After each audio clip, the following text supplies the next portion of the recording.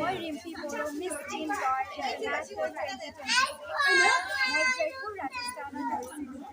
তাতে মই টাইটেলটো উইন কৰিবলৈ সক্ষম হৈছোঁ লগতে মোৰ মা মোৰ ছাৰহঁতে বহুত ছাপোৰ্ট কৰিছে মোক মোৰ গাঁৱৰ যিমান মানুহ আছে সিহঁতে বহুত ছাপোৰ্ট কৰিছে মোৰ চবে ফ্ৰেণ্ডছবিলাকো বহুত ছাপোৰ্ট কৰিছে আৰু এইটো শ্ব'টো মানে স্পটলাইট ব্লগৰ প্ৰদৰ্শনত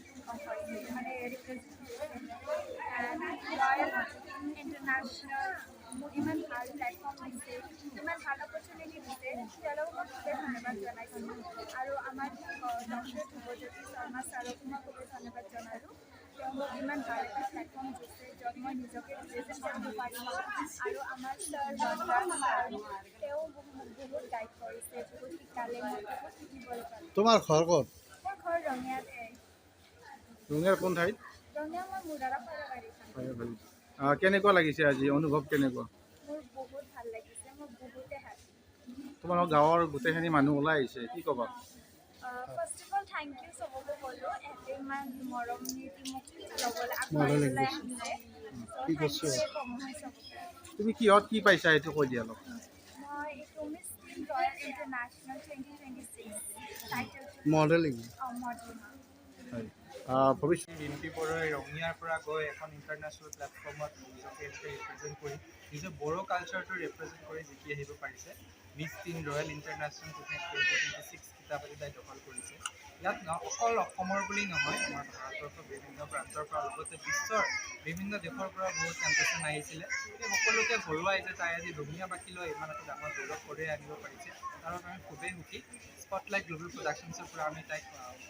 অশেষ অভিনন্দন জ্ঞাপন কৰিছোঁ আৰু আগলৈও যাতে আমি তাইক আগুৱাই লৈ যাব পাৰোঁ তাৰে প্ৰতিশ্ৰুতি আমি দিছোঁ অসমৰ পৰা কিমানজন গৈছিল? আমাৰ অসমৰ পৰা 4গৰাকী গৈছিল তাৰ ভিতৰত আমাৰ 2গৰাকীয়ে টাইটেল হোল্ড কৰিবলৈ সক্ষম হৈছে গোটেই ভাৰতবৰ্ষ আৰু আপোনাৰ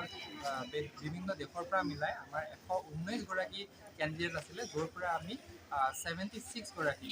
76গৰাকী আমাৰ কেণ্ডিডেট ফাইনেলিষ্ট হৈছিলে যাৰ পৰা আমি টপ 10 টপ 5 আৰু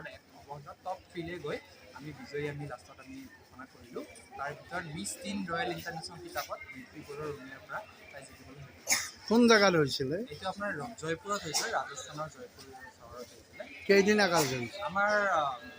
ইভেণ্টটো টোটেল আপোনাৰ 2 প্ৰগ্ৰাম হয় য'ত আমাৰ প্ৰিলিমছ অডিশ্যনছৰ পৰা আৰম্ভ হয় অডিশ্যনছ তাৰপিছত আমাৰ প্ৰিলিমিনাৰী ৰাউণ্ডছ তাৰপিছত আমাৰ ফাইনেল ৰাউণ্ডছবোৰ হয় ফাইনেল ৰাউণ্ডটো আমাৰ টোটেল 3 দিনীয়া হৈছিলে য'ত নেকি আমাৰ আৰম্ভণিৰ পৰা আমাৰ চুইমশ্বুট ৰাউণ্ড আমাৰ ইণ্টাৰনেশ্যনেল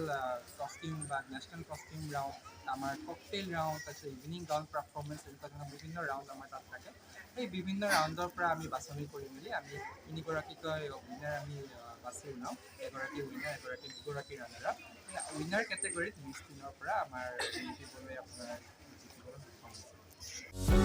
যিকোনো খবৰৰ বাবে যোগাযোগ কৰক আমাৰ এই নম্বৰত 9181 307 221